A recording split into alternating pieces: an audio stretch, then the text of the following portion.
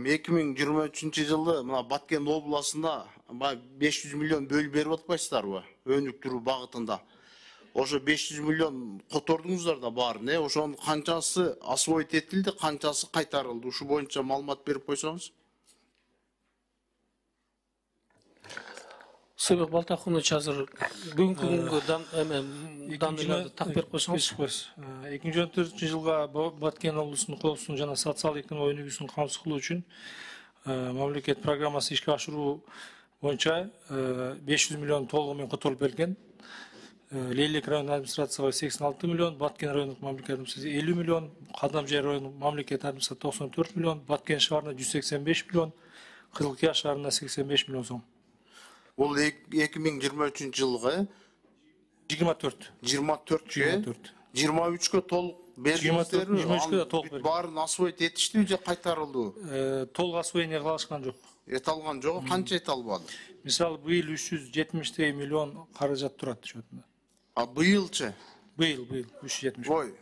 Быйыл. 2023 500 миллион которулду. Ошону толук кандуу иштетишкен жок да. Ооба. Турабы? Ооба.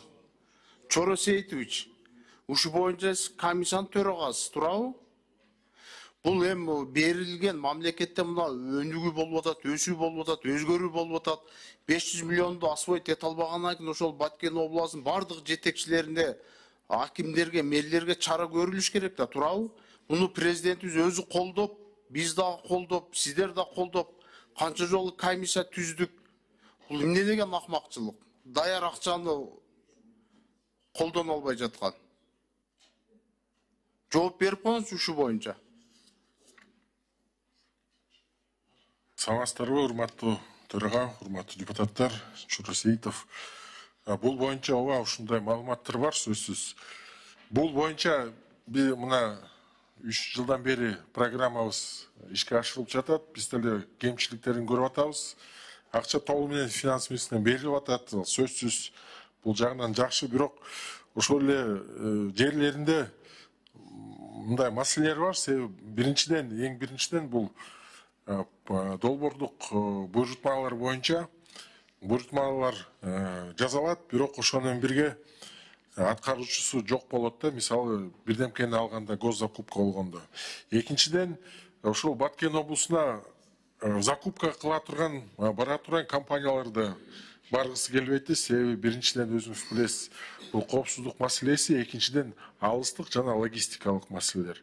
Ушуга да байланыштуу бир эмелер бар. Калгандары болсо биз Тимур Мусырышевич тыгыз иштеп атабыз. Баткен облусунун орун басары. Ким куратор өнүгүү багытына? Тимур Мусыровичпи?